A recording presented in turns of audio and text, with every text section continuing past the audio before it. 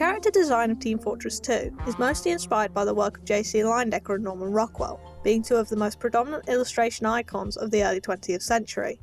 Looking at the initial concept art, it shows more inspiration from Leyendecker, utilising deep clothing folds, sharp highlights, and his distinguishable quick-brushed crosshatch style. These are qualities reminiscent of Impressionism, which is one of Leyendecker's many artistic influences, and is visually beneficial for the game's overall style, even when toned down for the sake of 3D modelling. The final models are a lot less painterly and more colourful than the original concept designs, but they still maintain the essence of Leyendecker's technique, with shadows and highlights accenting the contours of the figure to make it stand out from the similar styled scenery, without having to use flattening black outlines. This makes the characters feel more a part of the world, rather than just props to interact with it. Of course, in a game like Team Fortress 2, where in public servers projectile spam is a certainty, it's important that we as players can see through the chaos and identify other players on the field. Killing two snipers with one rocket, Leyendecker's style not only serves to maintain the visual intention of Team Fortress 2, but allows us to identify other players with the application of the more technical aspects of his designs. The visual hierarchy of player identification, as discussed in the director's commentary, plays a crucial role in the gameplay. But the first and most important point, recognising what team the other player is on, is less down to Leyendecker's style and more down to the developers taking advantage of our own natural identification of colours, which I talked about in the previous video. The second point, however, to identify the class of the other player, is accomplished successfully through the designs of the character silhouettes. Due to the brilliant characterisation of the classes, and the use of Leyendecker's sharp depictions of the human form, with his particular way of rendering material, each class is interestingly detailed in a way that maintains a unique shape that can be identified at a distance. The final point is to draw the player's focus to identify what weapon the other player is wielding. Now, the strengths within the advertisement designs by Leyendecker were in his ability to preserve the elaborate detail of his illustrations, whilst guiding the audience's focus onto the product.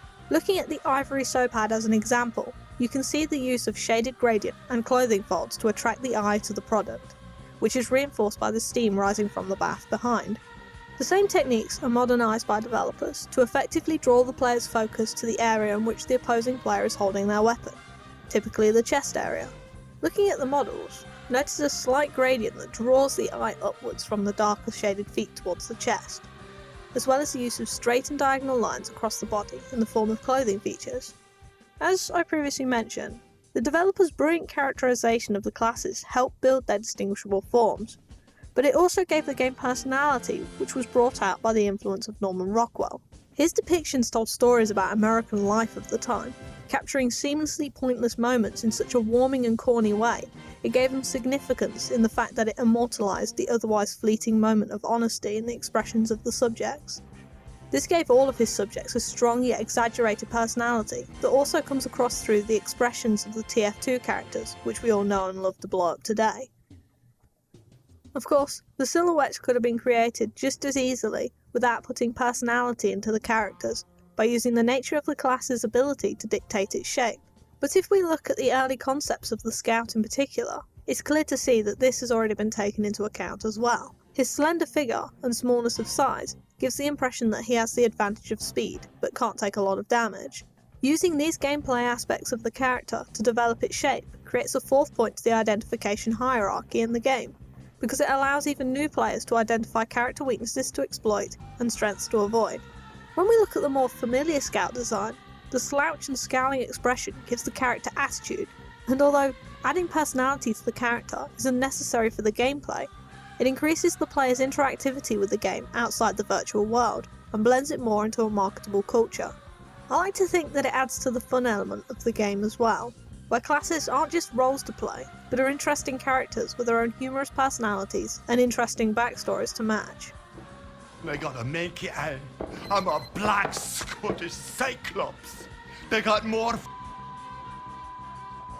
than they got the likes of me. Although, when comparing the Peace Volunteer Fireman to the running motion of the Scout, it seems as though it wasn't just the look of the characters Norman Rockwell had an influence on, but even though there isn't any direct evidence that confirms this, the personality in the characters' animations is just as noteworthy as their appearance, because to take Heavy as an example, watching him slowly plod along on his tiny legs as he drags the weight of Sasha or Natasha at his side always brings a smile to my face, and to me, Little things like that highlight the necessity for such seemingly useless game aspects, because everything in Team Fortress 2 has a personality. Even the engineer's deadly companion, the sentry gun, was designed to have a friendly pet-like appearance, with its design based on a mixture of collapsible World War II machine guns, 1960s home appliances and a projectile from the company conference room.